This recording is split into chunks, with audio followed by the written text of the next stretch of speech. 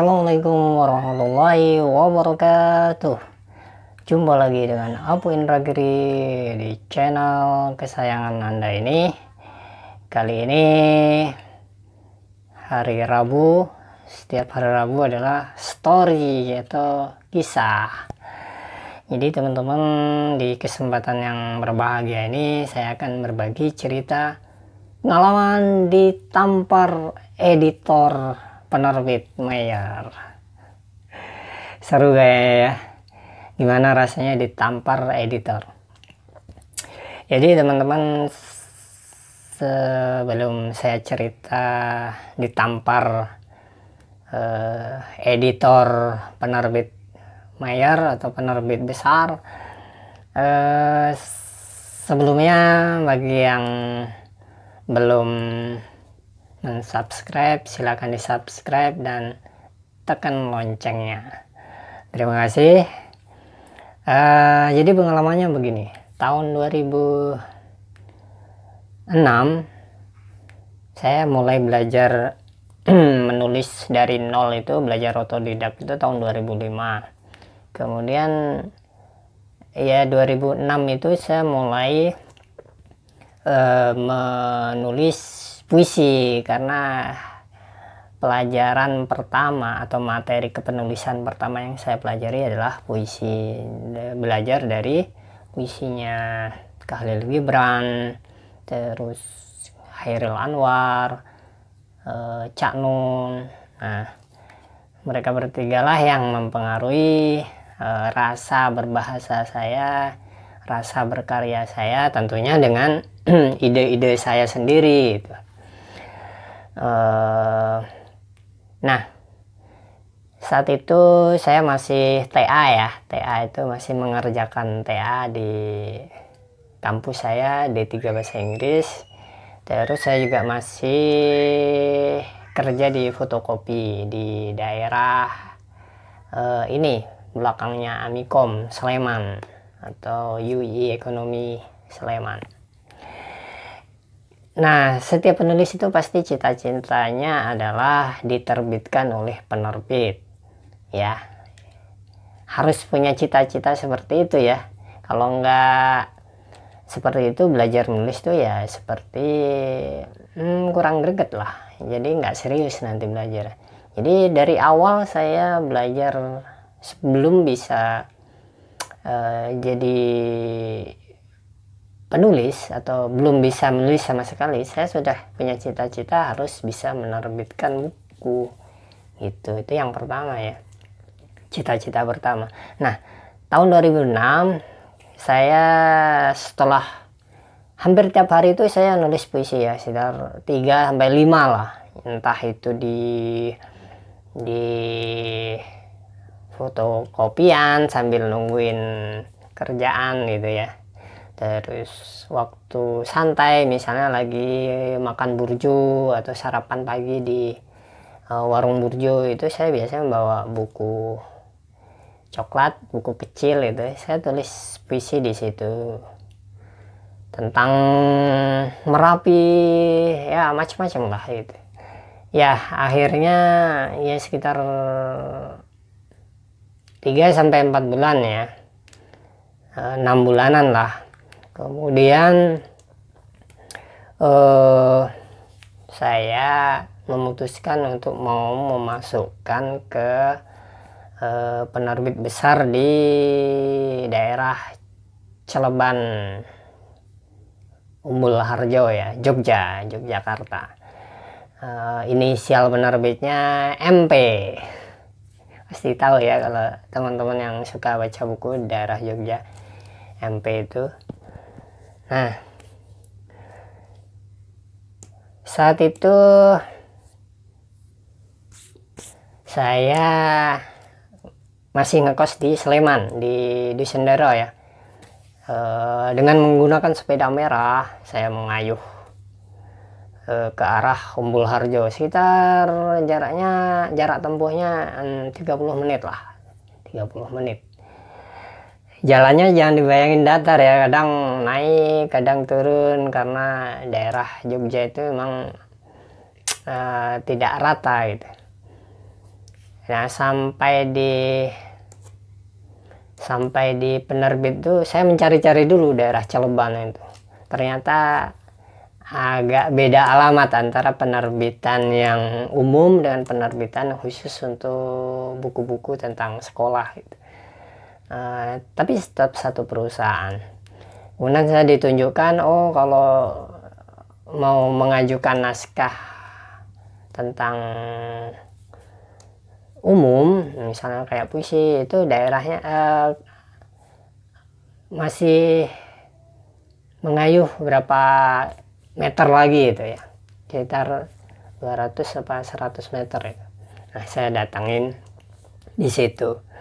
Kebayang nggak teman-teman, calon penulis itu baru pertama kali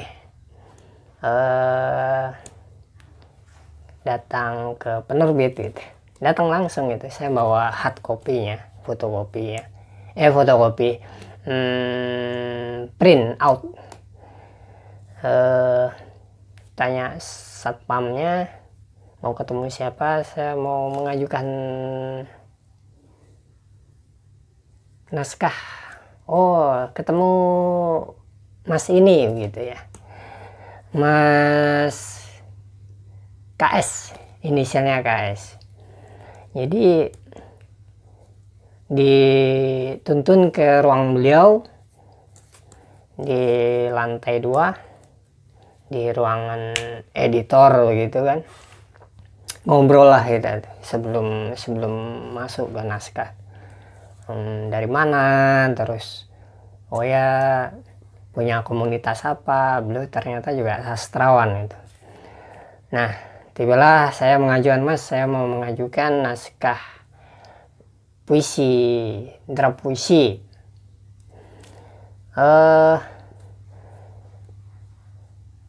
Terus ditanya oleh beliau, ini pembacanya siapa, kelebihannya apa gitu, 5W1H lah ya. Nah, saya dengan cepat menjawab ya ini pembacanya ini, kelebihannya puisinya puisi tentang puisi Islami ya, puisi perjuangan, macam-macam tentang perenungan, muhasabah, banyak ya. Kemudian setelah saya menjelaskan gitu, Mas sebenarnya bukan kasar, enggak, dia cuma ngomong gitu, buku saya aja nggak laku gitu. Buku saya itu nggak laku, buku puisi gitu. Sebenarnya dia seperti ngomong kepada dirinya sendiri gitu, mungkin realitas tentang pembaca puisi yang kurang greget atau gimana gitu, tapi itu seolah-olah menampar saya, saya itu merasa seolah-olah jatuh dari tebing yang tinggi ke bawah itu, jatuh berkeping-keping. Harapannya itu awalnya diterima, tapi setelah mendengar jawaban, meskipun beliau nggak ngomong naskahmu itu saya tolak, itu enggak ya, dia cuma cerita aja, naskah saya yang puisi aja nggak banyak yang beli gitu. Pada intinya beliau ngomong bahwa beliau aja sastrawan senior di Jogja gitu, sekaligus editor, itu aja pembacanya nggak ada gitu, nggak ada pasarnya, maksudnya ya nggak ada pembelinya itu, mungkin ya ada yang beli ya sedikit gitu. Apalagi punya kamu, maksud dari kata-katanya sih saya nangkepnya begitu gitu. Dia cuma ngomong punya saya aja nggak laku gitu, puisi saya aja nggak laku gitu, seolah-olah saya kan pas bawa draft puisi itu, apalagi punya kamu gitu ya. Setelah berbasa-basi menanyakan rumah, beliau juga sebenarnya orangnya ramah gitu, kasih nomor HP sama alamatnya, dikasih komunitas beliau juga gitu. Pada intinya itu tamparan untuk saya ya, seperti kiri kanan, harapan yang saya agungkan itu seolah-olah ya musnah itu hari itu. Ya kemudian saya pamit sampai saya lupa jaket parasut saya itu lupa, itu saya taruh di depan di bangku ruang tunggu karena udah kalut ya udah nggak ada harapan lagi mau apa. Saya ambil pas di jalan itu, entah mengapa saya berteriak itu, saya pasti bisa nerbitin buku, saya pasti bisa jadi penulis. Saya menguatkan diri sendiri seperti itu. Padahal saat itu saya baru ditolak oleh penerbit besar, juga editor senior ya. Tapi saya tetap berterima kasih kepada penerbit dan Mas editor senior itu, Mas KS. Terima kasih. Ya itu adalah pembelajaran untuk saya bahwa kadang di satu saat kita mungkin harus gagal dulu supaya kita mau belajar untuk hal yang lain. Kemudian setelah itu saya pulang ya tetap naik sepeda dari Umbul Harjo ke Sleman, itu ya setengah jam lagi gitu. Merangkai hal-hal baru lagi gitu. Kemudian oh ya, kalau puisi tidak ada pasarnya berarti aku harus bagaimana gitu. Kemudian saya belajar cerpen, belajar nulis cerpen. Awalnya juga ya Allah susah banget, seperti ya baru awal bikin puisi, awal-awal dulu awalnya sulit itu, lama-lama bisa. Kemudian cerpen beralih ke novelet, kemudian bisa nulis novel. Begitulah proses saya ditampar oleh editor senior. Jadi itu sebagai pembelajaran saya yang tidak terlupakan bagi teman-teman yang pengen jadi penulis atau sekarang masih merangkai asa jadi penulis atau bercita-cita atau bermimpi jadi penulis. Jangan putus asa, tetap punya cita-cita, punya karya, karena zaman sekarang beda dengan zaman saya dulu. Zaman saya dulu itu satu-satunya cara jadi penulis itu ya ke penerbit utama atau mayor yang saya sebut tadi ya. Sekarang eranya adalah eranya self publishing, atau ya kita nulis, kita kalau kita bisa layout kita cet, kalau nggak bisa cetak kita kan ada banyak percetakan digital printing di internet banyak itu, silakan di googling print on demand, jadi POD, gampang ya, pakai penerbit sendiri ya, kita jual sendiri, lebih effortnya itu, usahanya itu lebih kelihatan ikhtiarnya itu. Tapi ya tergantung teman-teman, misalnya punya cita-cita diterbitkan oleh penerbit mayor, ya seperti itu prosesnya. Kalau dulu sih saya datengin langsung, kalau sekarang bisa jadi lewat email juga bisa, tergantung penerbitnya, dia minta print out atau soft file gitu ya. Ya itulah kisah seorang Apu Indragiri ditampar oleh editor senior. Jadi maksudnya ditampar itu ya diberikan pelajaran bahwa kadang-kadang idealisme kita itu tidak sesuai dengan pasar gitu. Tidak disukai oleh pembaca, bisa jadi seperti itu. Dan kita harus nggak boleh patah semangat itu. Kita harus tetap belajar, terus berlatih. Kadang-kadang masih ingat videonya pendiri Keripik Maici bahwa kadang-kadang gagal itu adalah teman suksesnya, ya teman-temannya sukses gitu. bukan musuhnya, gagal itu musuhnya sukses, bukan, tapi sepaket ya. Jadi kalau ada uang logam, gagal sama sukses itu sepaket gitulah. Sebaliknya, kalau dibalik itu ada gagal, dibaliknya ada sukses. Jadi kalau lagi gagal ya jangan putus asa, coba lagi gitu.